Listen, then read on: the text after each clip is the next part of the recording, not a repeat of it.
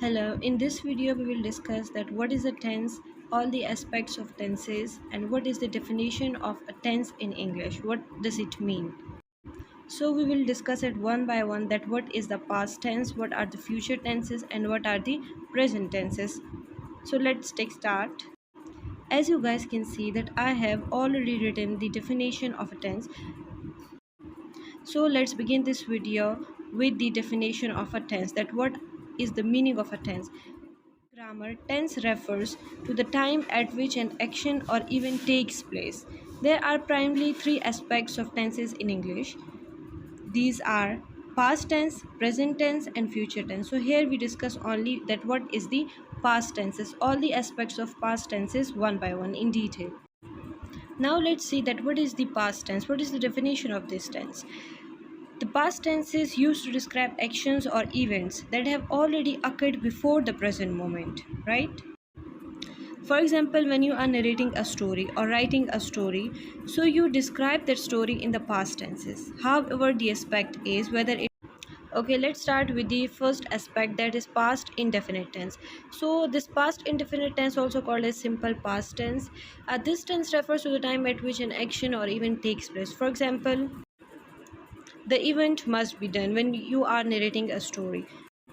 So a combination of a tense is always as subject plus verb plus object when you are writing a simple tense, not past, future, or present.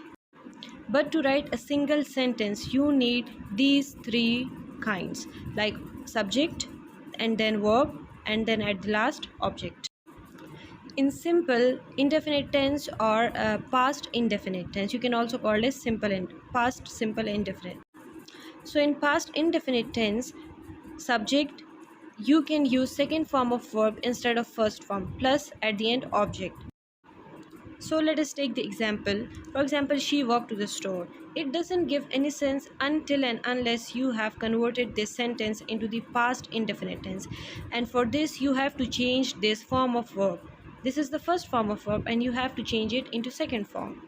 So when you change the form of verb, it will becomes she walked to the store.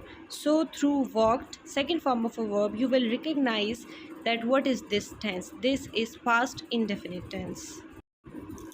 While you are writing a negative sentence, for example, the same sentence when you are writing this in negative form, she did not walk to the store. In the previous one, in simple sentence, when we are writing a simple sentence with no not in this sentence, so we use second form of verb with this sentence.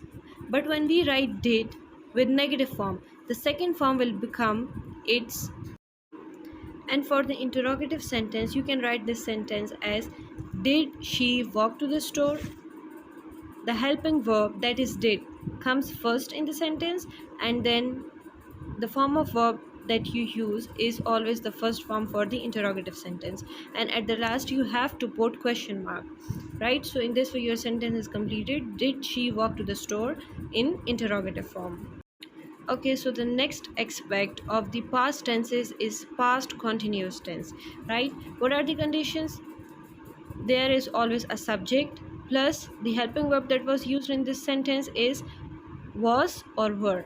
Was with the singular persons or were with the plural aspects, plus ing and the fourth form of verb. Okay, let us now take the example. For example, she was cooking the meal. So here you can see that we can use was because she is the singular person, and cooking ing and fourth form of verb, it will become the fourth form. She was cooking the meal. So from this, that was and cooking, you can recognize that it is the past continuous tense. And for the negative tenses, we use she was not cooking the meal. This is a very simple, right? Here is no explanation for this. And for the interrogative ones, it will become was she cooking the meal. The helping verb that you use in this aspect of tenses comes first in the sentence, was she cooking the meal, and also at the end you must put the full stop, so it will become your interrogative one. Okay, now coming towards the third aspect, that is past perfect tense, right? So here first you can write the subject, then for this you must write third form of verb with the helping verb that is had, right? So let's begin with simple examples. Let's take the example. For example, she had finished her work. So in this you will see that had, this is the helping verb for this tense. Finished is the third form of verb finish, right? So here it will become your past perfect tense. She had finished her work. Now in negative senses, you simply write not with the third form of verb and with the helping verb. She had not finished her work. It's a very simple one. Okay, now coming towards the interrogative one. So had she finished her homework with the question mark at the end. So had, this is the helping verb that comes always first when you are writing the interrogative sentence. Then finished, third form of verb. So the tense becomes had she finished her homework. Okay, now the fourth aspect of this tense is past perfect continuous tense. It is a very simple one, right?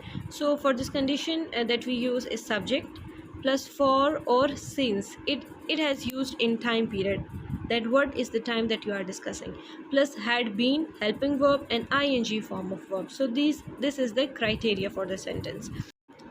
In this sentence or the tense that you are describing, started in the past, continued in the present, still ongoing at some specific point. So it becomes your past perfect continuous tense. So let us take the examples.